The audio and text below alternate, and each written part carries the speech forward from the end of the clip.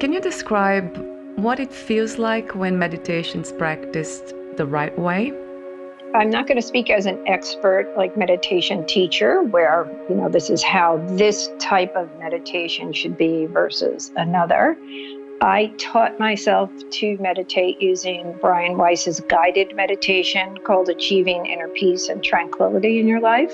To begin, I just followed along with his guidance and did exactly what he was saying. And I did that for a while until one day I turned on the meditation, music started playing, and I realized that I was no longer hearing anything he said, and I was actually meditating. I was in my own space. My brain had slowed down. I wasn't thinking, which is really amazing. I felt more spacious. I felt like although I could sense my surroundings, I could hear the telephone ringing or somebody honking a horn outside, I wasn't reactive, which is a really new experience. So in my practice, I would say when I'm doing it right according to the way I like to feel in meditation, that's the space I'm in, where there can still be sound around me. There could be someone yelling across the street, but I am non-reactive.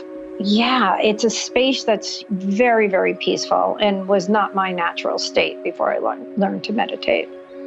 So when you say I was not thinking or no thoughts were there, do you actually mean that you're not giving attention to them? Is it possible really not to think? So that's a good question too, because for me, there are times when there are actually thoughts and I'm just letting them go. But there are many times when I'm in a very deep meditation where there literally are no thoughts. And that doesn't mean that I'm not having experiences, but they are not in my brain. They are not thoughts about anything that's practical to my life. It's usually a space where I feel connected to source energy with a capital S. All kinds of enlightening things happen in that space.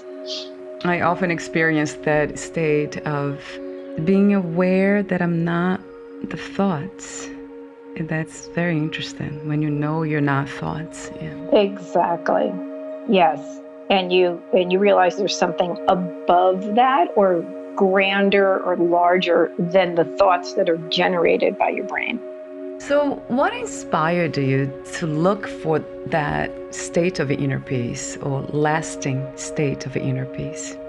I was raised in a household that was very abusive, alcoholism, and all the dysfunction that goes with that. I never actually experienced a peaceful environment. And when I went out, graduated college, started working, I thought maybe a peaceful environment would come from living on my own. And then I thought, well, maybe it will come because work is so stressful. Maybe it will come when I'm on vacation. And in fact, it did. Yeah. Vacations were great. I was very peaceful. But then the moment I got back to work or got back to everyday life, there was this level of stress and inner turmoil. So what I was looking for was a state of being that lasted past a vacation.